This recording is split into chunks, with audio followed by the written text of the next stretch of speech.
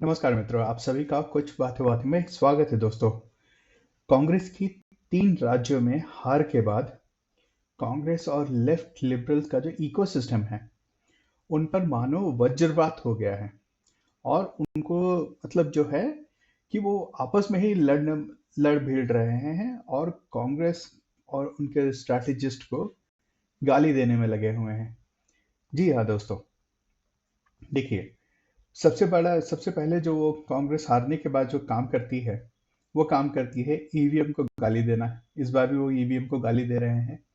ठीक है, वो तो चलिए उनका नॉर्मल चीज़ है, वो सबको समझ में आता है। ठीक है, उसके बाद जो है कांग्रेस के एक पत्रकार साथी, या फिर आप उनको कांग्रेसी ही बोल दीजिए तो कोई बात नहीं, वो कहते हैं कि भाई इन राज्यों में हार की जो कारण है, वो है उनका अंदरूनी कलह, अहंकारी नेतृत्व और अति आत्मविश्वास। ठीक है, अगर आप देखेंगे तो एमपी और छत्तीसगढ़ में तो ये बात मान सकता हूँ कि हाँ भाई, वहाँ पे काफ़ी ज़्यादा आत्मविश्वास था। इनफैक्ट जो आपके क्या बोलते हैं, ये एग्जिट पोल्स भी आए थे, वो भी कहीं ना कहीं इसी बात की तरफ इशारा कर रहे थे। और अक्सर ही मैंने देखा है कि कांग्रेस के जो बारे में एक काफ़ी अच्छा माहौल बनाया जाता है मीडिया में, और वो कहीं न कहीं रेज़ोनेट करता है, और हो सकता है कि इसकी वजह से कांग्रेस वाले जो है हर बार आत्मविश्वास से भर जाते हैं। ठीक है। उसके बाद कांग्रेस वाले जो हैं, कांग्रेस और जो इनका जो सिस्टम है, लिबरल्स का सिस्टम है, और वो इंटेलेक्चुअल्स भी अपने आप को मानते हैं। वो आज चला रहे हैं कि भाई नॉर्थ साउथ का डिवाइड जो है काफ़ी अच्छा बढ़ गया। वो कह रहे हैं कि भारतीय जनता पार्टी जो है साउथ में ज़ीरो हो गई है। ठीक है। उसमें लोग जो हैं काफ़ी अलग-अलग टाइप की टिप्पणियाँ कर रहे हैं, ठीक है? वो कहते हैं कि भाई बीजेपी वाले जो हैं, हिंदी बेल्ट काऊ बेल्ट कह रहे हैं, काऊ बेल्ट वाले हैं, वो जो भाजपा को वोट देते हैं और साउथ में जॉब करने के लिए आ जाते हैं, ठीक है? उसके बाद काफ़ी सारी बातें करते हैं। लेकिन ये इस बात को दोस्तों समझना चाहिए कि कांग्रेस ने भारत जोड़ो यात्रा की, ठीक है? वो कन्याकुमारी से लेकर कश्मीर तक गए भारत जोड़ो यात्रा में। और उसके बाद जो है कांग्रेस वाले और उनका जो इकोसिस्टम है, वो नॉर्थ साउथ डिवाइड करे तो कहाँ तक जायज है, इस बात को लोगों को सोचना चाहिए। ठीक है। और उसके बाद ये जो एक है ना दोस्तों, कि एक जिन्ना हुआ करते थे, मोहम्मद अली जिन्ना, जिनकी वजह से भारत का विभाजन हुआ। वो कहते थे कि आप या तो हमें रूल करने दो भारत पर, ठीक है, नहीं तो हम इसको डिवाइड और डिस्ट्रॉय कर देंगे। तो कांग्रेस का भी यही हाल है। अगर उनको सत्ता में नहीं आ पाएंगे तो वो नॉर्थ साउथ का डिवाइड जो है, कृत्रिम डिवाइड, जो आर्टिफिशियल डिवाइड जो है वो बनाएंगे। ठीक है। इसी के साथ साथ एक काफ़ी अच्छे जर्नलिस्ट हैं, और अभी तो फिलहाल एक तो काफ़ी अच्छे यूट्यूबर हैं, उनका नाम है अजीत अंजुम करके। ठीक है। वो कमलनाथ के बारे में एक टिप्पणी करते हैं। सबने देखा था कि कमलनाथ जो है धीरेन्द्र शास्त्री से मिलने गए थे, तो उन पे वो कमेंट करते हैं कि पंडित पंडित धीरेन्द्र शास्त्री के चरणों में बैठकर एक बार फिर चरणामृत का सेवन करना चाहिए। थोड़ी समीक्षा अपने अहंकार पर भी कीजिए। दोस्तों, ये जो कमेंट है ना, अपने आप में एक हीन भाव से आता है। एक एक जो कल्चर है, एक जो क्या बोलते हैं, हमारे यहाँ पे जो एक कल्चर है कि भाई जो भी गुरु होता है, चाहे जो भी स्पिरिचुअली लोगों को गाइड करता है, तो उसके यहाँ पे लोग जाते हैं और उनसे आशीर्वाद लेने का प्रयास करते हैं। ठीक है। तो अजित अंजुम जो जैसे लोग हैं, वो कहते हैं कि उनका सीधा सीधा कहने का मतलब है कि तुमने जो है सॉफ्ट हिंदुत्व या फिर हिंदुत्व की तरफ अपना रुख किया, इसीलिए तुम हार गए। ठीक है।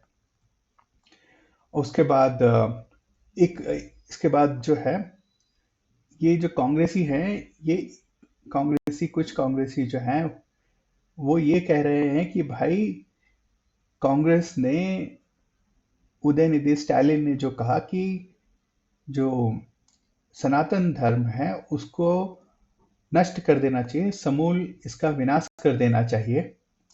ठीक है, उस पर कोई प्रतिक्रिया नहीं दी, उसका कोई खंडन नहीं किया। इनफैक्ट काफी सारे जो उनके नेता है उसके समर्थन में आ गए। ठीक है, इंडिया अलायंस वाले जो है उन्होंने भी, किसी ने भी उसका समर्थन नहीं किया। तो इस बात पर आचार्य प्रमोद कृष्णन वो कहते हैं कि ये सनातनियों का श्राप लगा है कांग्रेस पे। और इस श्राप वाले कमेंट के बाद में कन्हैया कुमार कहते हैं कि कांग्रेस में जब तक ऐसे नेता रहेंगे तब तक हार कांग्रेस को मिलती रहेगी। ठीक है, उसके बाद देखिए, इसी में एक और चीज बात समझने की जरूरत है कि दोस्तों, कि शायद कांग्रेस इस बात को समझ नहीं पा रही है कि आप सनातन धर्म को गाली देकर जीत नहीं सकते हैं। देखिए, आज से 30-40 साल पहले की बात अगर होती है ना दोस्तों, तो तमिलनाडु में कुछ भी हो रहा होता, शायद ही नॉर्थ तक वो बात पहुंच पाती। लेकिन आज का जो ऐसा समय है कि दोस्तों, कि जो भी होता है तमिलनाडु में, with in half an hour 30 minutes के अंदर आपको ट्विटर पर मिल जाता है। ठीक है, आजकल ट्रांसलेटर लगे हुए, कोई अगर कमेंट दे रहा है, उसको उस कमेंट को किसी ने तमिल में डाला है, तो उसको आप ट्रांसलेट, जो ट्विटर में जो ट्रांसलेटर है उसके उसके ट्रांसलेट कर कर आप पढ़ सकते हैं उसका मतलब क्या है। 95% तक काफी सही आता है। ठीक है दोस्तों, तो जब ऐसा हो रहा है तो कांग्रेस ने इसका खंडन तक नहीं किया, तो वो भी एक बहुत ही बड़ा कारण रहा है कांग्रेस की हार में।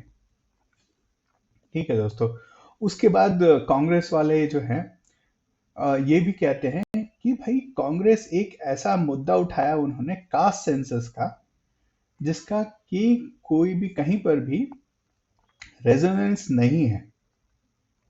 ठीक है ना दोस्तों, तो जो है कांग्रेस जो है चाहती थी कि जो हिंदू जो वोटर्स हैं वो जाति के आधार पर बट जाएं, लेकिन ऐसा हुआ नहीं।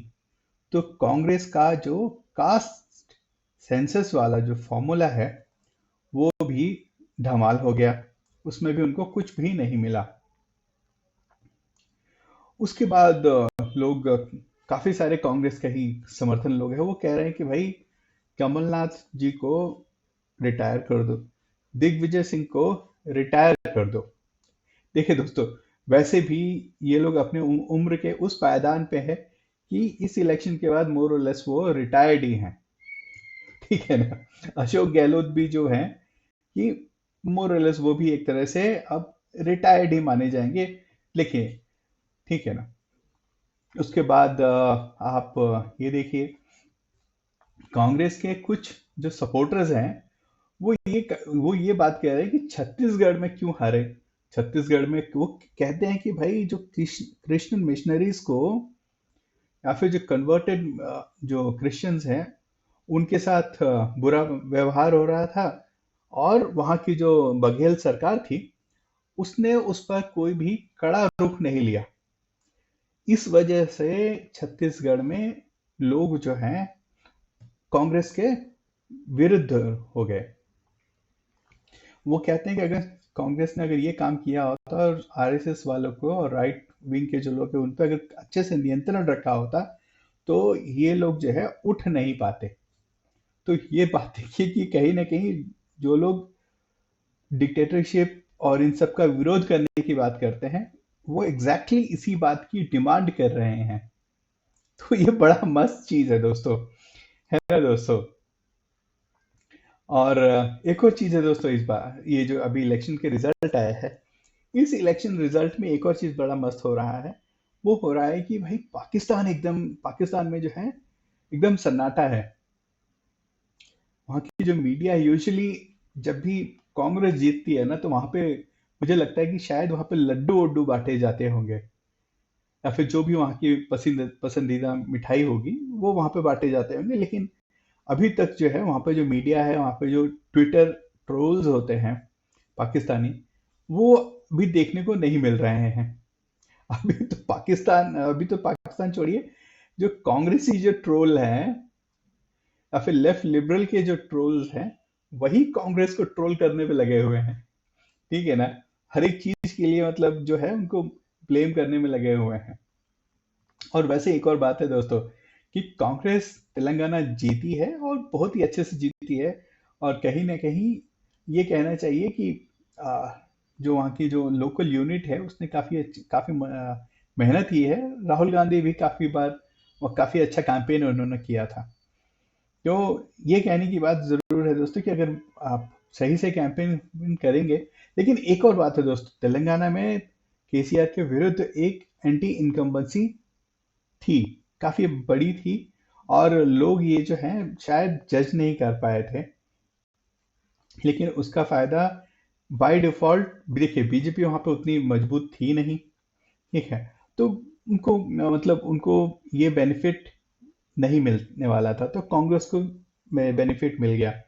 लेकिन उसके पीछे एक और जो स्ट्रैटेजी शायद बीजेपी वाले कह रहे हैं, कि बीजेपी को कांग्रेस से डायरेक्ट लड़ने में ज्यादा परेशानी नहीं है, लेकिन जहां पर कि local parties, regional parties strong है, वहां पर बीजेपी को उनसे लड़ने में परेशानी है।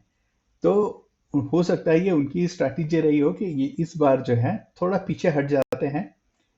केसीआर अगर हार जाता है तो हम सीधे जो है कांग्रेस के अपोजिशन में आ जाएंगे, और वहां पर फिर हम पूरा दम लगाकर लड़ेंगे।